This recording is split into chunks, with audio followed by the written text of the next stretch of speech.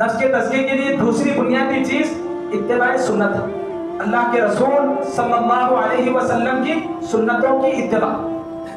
اگر کوئی آدمی پوری زندگی عمل کرتا ہے، فجر میں 2 رکعت کی جگہ اگر کوئی 4 رکعت نماز پڑھتا ہے تو کیا اس کا عمل قابل قبول ہوگا؟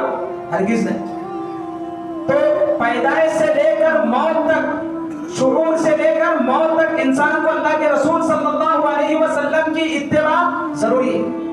اگر کوئی اللہ کے رسول صلی اللہ علیہ وسلم کے طریقے کو چھوڑ کر دین میں اپنی طرف سے طریقہ داخل کرتا ہے یا اللہ کے رسول صلی اللہ علیہ وسلم کے طریقے کے مخالف میں عمل کرتا ہے تو ایسا انسان بھی ہر قسم کے اجر سے محروم کر دیا جائے۔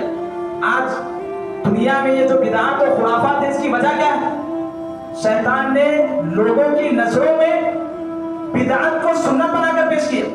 جو بدعتیں ہیں وہ لوگ اسے اللہ کے رسول کی سنتیں سمجھ کر اس کے اوپر عمل کرتے ہیں، اور اگر کوئی شخص پوری زندگی بھی اگر ایسا عمل کر لے تو اسے اجر ملنے والا ہرگز نہیں۔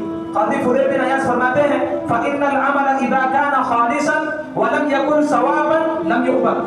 فضیل بن عیاض کہتے ہیں کہ اگر کوئی عمل اخلاص سے معمور ہو لیکن اللہ کے رسول صلی اللہ علیہ وسلم کی سنت کے خلاف ہو تو قبول نہیں کیا جائے گا۔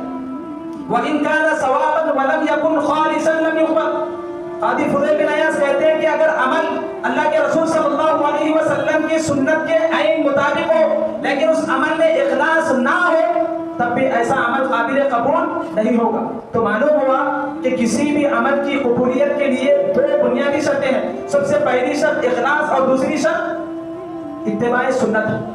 قاضی فضیل بن عیاض اس کی مثال دیتے ہوئے کہتے ہیں کہ آسمان میں ایک پرندہ اگر اڑ رہا ہے، آسمان میں ایک پرندہ اگر اڑ رہا ہے، اس کا ایک پر اخلاص کا ہے اور دوسرا پر اتباع سنت کا ہے، لیکن اگر ان دونوں پروں میں سے ایک پر بھی خراب ہو جائے تو پرندہ کہاں پر رہے گا؟ سیدھا آسمان سے زمین پر آئے گا۔ یہی مثال انسان کے عمل کی۔ انسان اگر پوری زندگی عمل کر رہا لیکن اس کے پاس اخلاص نہیں، پورے کا پورا عمل برباد۔ انسان پوری زندگی عمل کر رہا لیکن اس کے پاس اللہ کے رسول صلی اللہ علیہ وسلم کی اتباع نہیں تو اس کا سارے کا سارا عمل برباد۔